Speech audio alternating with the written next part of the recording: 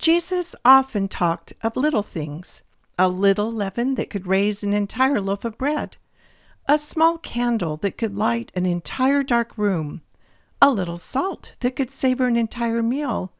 He spoke of a tiny mustard seed of faith, a pearl of great price, a lily in the field. He knew by small and simple means great things would be brought to pass. Were the world willing, observing one simple law, love God and your neighbor, could replace all the vexatious complexities of government and legalities and actually heal our world. Love would ensure there would be no poor among us. No one would live isolated or alone. We could live in peace and harmony. Simple? Yes. Easy? Evidently not. But heaven has a plan. It has always had a plan, and it involves homes and mothers. Poets and wise people have known, oh, wondrous power, how little understood, entrusted to a mother's mind alone to fashion genius from the soul for good. Pope Pius IX knew, give me good mothers, and I will change the world. Napoleon knew, the great need of France is mothers. Muhammad knew, paradise is at the feet of the mothers. Helen Hunt Jackson knew, oh, if the world could only stop long enough for one generation of mothers to be all right, what a millennium could be begun in 30 years. The very foundation of our national life is laid in the home, and the wife and mother is the center, the mainspring of all true home life. Our wives and mothers have as yet hardly entered the outer chamber of the beautiful edifice of the ideal home of the future. It is the Holy of Holies, and in it lies the very secret of human progress. The highest civilizations have scarcely as yet glimpsed the possibilities of home. The Norwegian poet Henrik Ibsen said, to the woman, then, we must look for the solution of the problems of humanity. It must come from them as mothers. That is the mission that lies before them. Behind the Greek poet Pindar, who is given credit for ushering in the golden age of Greece, were two women, Clertis and Myrna, who sang songs into his heart. Behind the great Pericles was the influence of his cultured and refined wife Aspasia. Behind the first martyrs for religious freedom, 7 noble and strong sons, was their Jewish mother Hannah, pleading with them to stand strong in their faith, though it cost them their lives. Behind the greatness of Julius Caesar was his mother, Aurelia. Behind 2,000 stripling warriors were mothers who never doubted. Jesus' first teacher was his mother in his home. She remained a support to him his entire life. When his disciples fled in fear, she was found kneeling at the cross. History has accorded the mother's scant recognition. Her biography has seldom been written, and the annals of time record scarce more than a passing word to bear testimony to that potent influence which, more than all else, has shaped the destinies of the world's distinguished men. When the great Swiss educator Pestalozzi studied the problems of the misery around him, he concluded, the eternal laws of nature lead me back to your hand, mother. Mother, I can keep my innocence, my love, my obedience, the excellence of my nobler nature, all at your side only. Maternal love is the first agent in education. If I can only in some slight degree succeed in making the art of education begin in the sanctuary of the home. He died feeling like he had failed, but holding on to the hope that even if it took 300 years for his ideas to take root, his work would not be in vain. Inspired by Pestalozzi, Friedrich Froebel picked up the torch.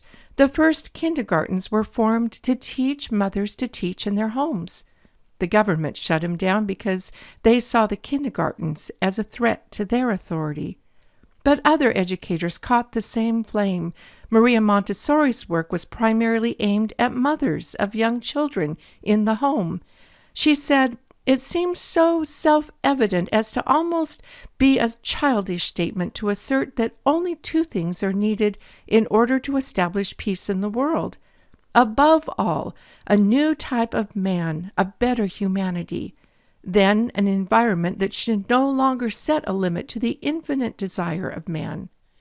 A better humanity is the job for mothers, and then that better humanity will build the better environment. Charlotte Mason also wrote for mothers in the home, where the woman receives from the Spirit of God Himself the intuitions into the child's character.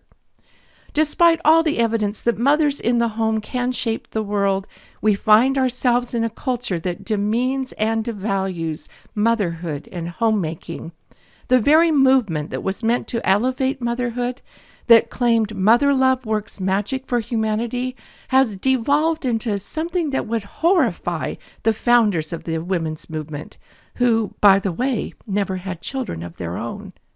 100 years ago, Dorothy Canfield Fisher, who had helped bring Montessori ideas to America, reflected that a process has been going on for a long time where the so-called natural and domestic occupations will be taken away from us, the women, and the very shame at our enforced idleness will drive us to follow men into the workforce. She added, "But that time is still in the future, and here is the opportunity for us, the mothers, perhaps among the last of the race who will be allowed the inestimable delight and joy of caring for our own little children, a delight and joy of which society, sooner or later, will consider us unworthy on account of our inexpertness, our carelessness, our absorption in other things, our lack of wise preparation, our lack of abstract good judgment." Do you feel that directional pull in our world where women are told they have more value in the workplace than at home? Do we not see more institutionalized childcare at younger and younger ages as the new normal for society? We, as the guardians of the world's most important natural resource, the hearts of children, cannot let that happen. If we are inexpert, we will gain expertise. If we are careless, we will care more. If we are absorbed in other things, we will redirect our focus. If we have lacked in wise preparation, we will redouble our efforts, and in so doing, will form good judgment. What we will not do is lose our right to the inestimable delight and joy of caring for our own little children. Because right now the world needs what only we can offer, and heaven needs us to carry out the plan in creating a world where there is no contention in the land because of the love of God, which did dwell in the hearts of the people. Women have been told by spiritual leaders, "You will play a crucial part in the grand times ahead. You sisters, your daughters, your granddaughters, and the women you have nurtured will be at the heart of creating that society of people who will join in glorious association with the Savior. You have brought with you a spiritual capacity to nurture others and lift them higher towards love and purity. The marvelous potential lies within you, and you are being prepared for it. If the task seems too overwhelming, that also is by design. You cannot do it alone. If you live up to your privileges, the angels cannot be restrained from being your associates. The idea of turning to mothers in the home to solve humanity's problems may seem too small and simple. But if the spread of a tiny virus can bring the entire world to its knees in a matter of months, couldn't an idea whose time has come have the same spread for good? The Lord has promised that He will cause righteousness to flood the earth. We have good reason to believe mothers play a crucial role in bringing this promise to pass. You have the spiritual power to change the world.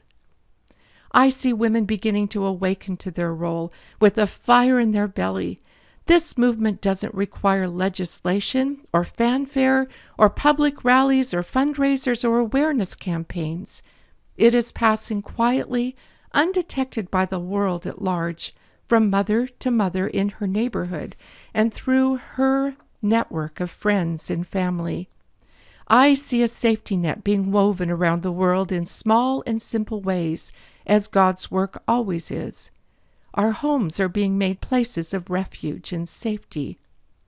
Let us see to it that the priceless efforts of childhood, priceless because they mean the development of inner power, are never ridiculed nor discouraged, nor set aside as worthless, but rather that they shall be encouraged. God never meant that any human life should be a failure, and could we carry true mother love to all humanity, no life need to be a failure. Great is the work before us.